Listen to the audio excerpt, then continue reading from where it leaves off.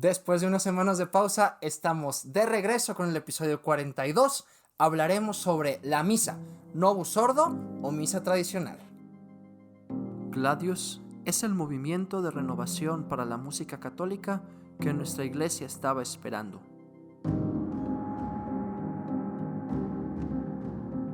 Formación litúrgica, musical y espiritual, repertorio, podcast, música sacra y litúrgica, canto gregoriano, órgano y música coral, todo con el espíritu de la tradición y la frescura de los nuevos tiempos. Gladius es la espada del guerrero, del que lucha por su fe al canto de Viva Cristo Rey, como Ezequiel Huerta, el músico cristero. Bienvenido a Gladius con Fer Vázquez.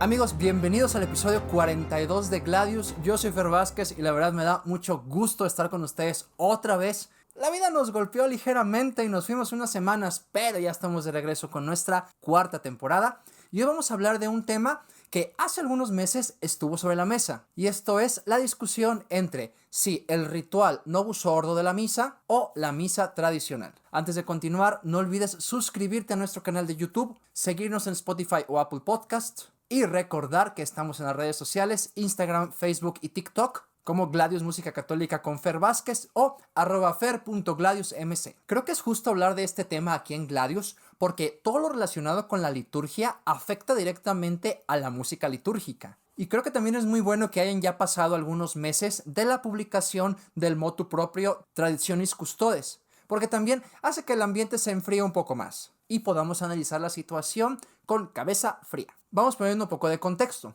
El Papa Francisco ha decidido legislar sobre la celebración de la Eucaristía en la hasta entonces llamada forma extraordinaria. Es decir, según la celebración del misal de San Pío V anterior a la reforma litúrgica del Concilio Vaticano II y el misal de 1969. Como ya lo dije, es un tema que compete directamente hacia nosotros. ¿Por qué? Porque los músicos litúrgicos muchas veces encontrábamos en la misa, según la forma extraordinaria, un lugar donde cantar canto gregoriano. Además que la existencia de distintos ritos para la celebración de la Eucaristía implicaba un conocimiento de los cantos propios para cada uno de ellos. A propósito del tema, hubo mucha polémica y hoy en este capítulo quiero que tengamos un poco de formación litúrgica dando mi opinión al respecto. Y con lo mismo quiero empezar diciendo que es una opinión personal. Sí, claro, me voy a fundamentar en aspectos litúrgicos, teológicos, también pastorales, en la experiencia que a lo mejor es muy pobre que he tenido, en los estudios que también Dios me ha concedido, pero que a final de cuentas son un punto de vista muy parcial. Y yo sé que cualquier disclaimer que haga no va a ser suficiente y que el que quiera lo va a querer malinterpretar. Es el riesgo de las redes sociales. Pero en realidad creo que es importante decir lo que vamos a decir. Básicamente mi punto de hoy es la misa Novus Ordo, celebrada según el misal de 1969, conforme a la reforma litúrgica del Concilio Vaticano II, no está lo suficientemente valorada. Y que el aprecio que muchas veces se tiene a la forma extraordinaria, a la misa tradicional, a la celebración según el misal de San Pío V, o como queramos llamarlo, está valorada por las razones equivocadas. Siéntete libre de argumentar en los comentarios, por supuesto, desde los argumentos. Y sin más, vamos a hablar del tema. Voy a empezar haciendo un análisis de la misa en latín, de la misa tradicional y de las pequeñas o grandes desventajas que puede tener en su estructura ritual y en su significación litúrgica, teológica y pastoral. Lo primero es la duplicación de ritos. En la celebración de la misa en latín, en la misa tradicional, muchas veces se duplican algunas partes. Y esto va ya en contra del espíritu de la liturgia romana, que es sobriedad y simplicidad. Por ejemplo, hay 2 confiteor, 2 yo confieso, incluso se añade otro antes de comulgar. Cuando se hacen las distintas oblaciones, el sacerdote hace la oblación del pan y el vino, después la oblación a la Trinidad, la superoblata, o sea, ya son demasiadas oraciones que expresan un mismo rito. Por poner algunos ejemplos, esto nos indica que la estructura, al duplicar demasiado y hacer muchas veces lo mismo, en realidad pierde el sentido de lo que quiere expresar. Otro punto que tiene en desventaja es la ordenación de sus lecturas. En realidad sus lecturas son muy cortas, poco variadas, los graduales son muy cortos Y eso priva también a las personas de la escucha y de la proclamación litúrgica de la palabra de Dios. La estructura de esta celebración también muchas veces no tiene sentido. ¿Y a qué me refiero con no tiene sentido? No tiene orden. Voy a poner un ejemplo. Al terminar la misa, el sacerdote despide a la asamblea diciendo: ite missa est. Es decir, ya despidió a la asamblea ya se podía ir. Pero entonces, no, falta la bendición. Y les da la bendición. Entonces, ¿qué? ¿Ya nos podemos ir? No, espérense, falta el último evangelio. ¿Sí entendemos esto? O sea, la despedida del pueblo sucedió antes de que se terminaran todos los ritos. Y entonces, una de dos. O queda de manifiesto la desconexión entre la asamblea y el celebrante, o simplemente la estructura de la celebración está equivocada. La despedida va al final, creo, por poner algún ejemplo. Otro es el idioma. Sí, en el documento Veterum Sapientiae se nos habla de la importancia del latín para la vida de la iglesia. Y ahí entendemos la importancia de la lengua latina que unifica a nuestra comunidad eclesial, la lengua de los santos padres, la lengua sagrada también que distingue lo profano de lo divino. Y por supuesto que estamos de acuerdo. Es más, yo canto en latín continuamente en mi asamblea, no sordo, y la gente se enoja. Pero aquí no es el punto. Aquí, al hablar de la misa tradicional y las desventajas de que esté en latín, me refiero a que en realidad las asambleas que celebraban esta Eucaristía no comprendían el idioma. Habrá sus excepciones, pero es la vasta realidad. Y entonces, más que una mistagogia y un sentido litúrgico teológico, es un sentido mágico, supersticioso, así como de allá está lo que no entendemos. Y entonces la liturgia pierde completamente su sentido, porque la liturgia no es superstición ni magia. Habiendo estudiado canto gregoriano, por supuesto que muchas veces me ha tocado ir a cantar estas celebraciones, y algo que me llamaba mucho la atención es que ni siquiera las asambleas que frecuentaban estas misas entienden el latín. Incluso sucedía que se proclamaban 2 veces la lectura, una en la proclamación litúrgica en latín y otra antes de la homilía para poderlas explicar en la homilía. O sea, otra duplicación de ritos, pero que deja de manifiesto que el latín no ayuda a que la gente entienda la palabra de Dios, mucho menos a que penetre en su corazón. Otra desventaja de la misa tradicional era el calendario litúrgico. Es demasiado complejo como para explicarlo aquí en este capítulo, pero digamos simplemente que la clasificación de las fiestas y la posibilidad o incluso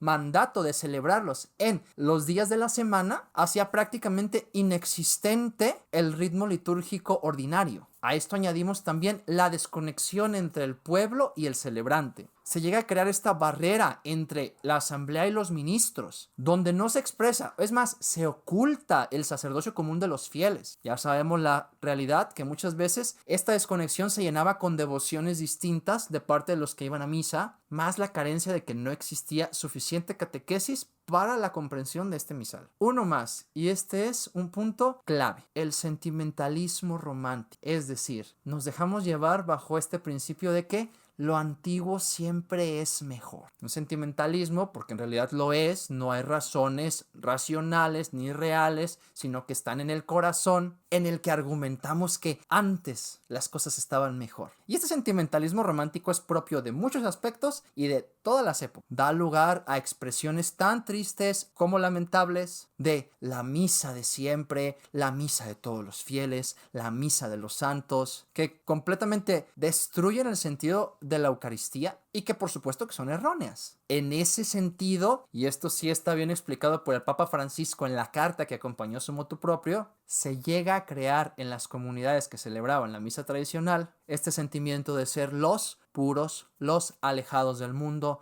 los custodios de la tradición, con el peligro de sectarismo que eso implica. Con eso, pues tenemos ya una lista muy larga y real de las desventajas de la misa según la forma extraordinaria. Pero ahora quiero argumentar mi punto de por qué el Novus Ordo y el misal de 1969 es la mejor estructura de la celebración eucarística que ha existido en la historia de la Iglesia. Bastaría con mencionar el Ordo Lectionum Missae. O sea, la ordenación de las lecturas de la misa bastarían para preferir este ritual. La estructura de los ciclos dominicales en 3 evangelistas, la selección de los evangelios para las fiestas importantes, la división de los años pares e impares en el ciclo de las ferias, la lectura semicontinua de la palabra de Dios, como lo indicaba el Concilio Vaticano II, presentar al menos los pasajes más importantes de toda la Sagrada Escritura a los fieles, las relaciones que se establecieron entre la primera lectura y el evangelio dominical con una relación de profecía cumplimiento o anuncio plenitud, las estructuras de las misas rituales, las lecturas para las misas de los sacramentos. O sea, solamente con las lecturas de la misa bastaría para preferir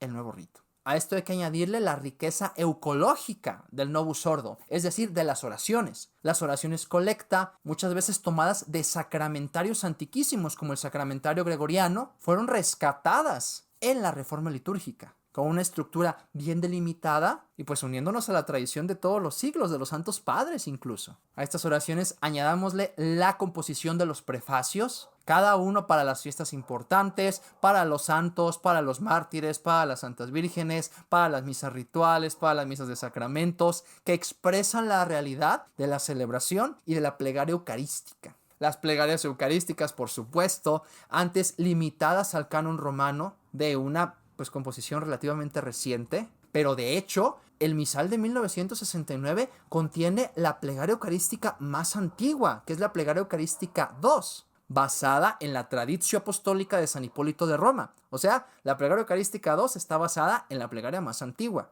Talk about tradition. ¿Qué más tradicional que eso? Se recupera también la simplificación de los ritos anteriormente duplicados, más fieles al estilo romano de sobriedad y simplicidad. Esto sin mencionar la reforma de la Semana Santa, que se acerca más a las celebraciones antiguas, en los testimonios más antiguos que tenemos, como el de la peregrina Egeria, y que habían sido tan mancillados en el rito anterior, al grado incluso, por ejemplo, del oficio de lecturas, celebrarlo el miércoles santo, todo junto, para que no estorbara en las celebraciones del Tríodo Pascual o la celebración de la vigilia en la mañana del sábado. El ritual actual de la Semana Santa es el más hermoso en la historia de la Iglesia y deberíamos de valorarlo más.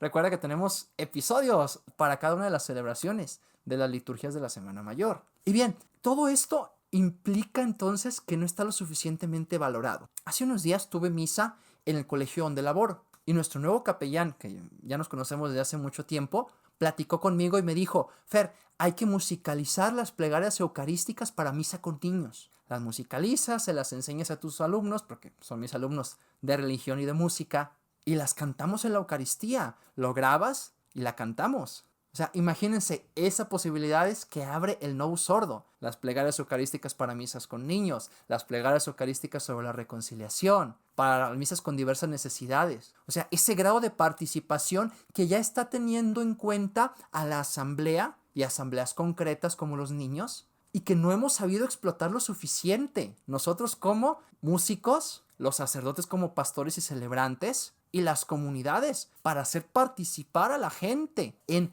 la riqueza que tiene el Novus Ordo. Nos da para cultivar la verdadera participación activa, sin descuidar lo tradicional, pero valorando lo nuevo que tenemos. Al final de cuentas, ese es el espíritu de Gladius, nuestro podcast.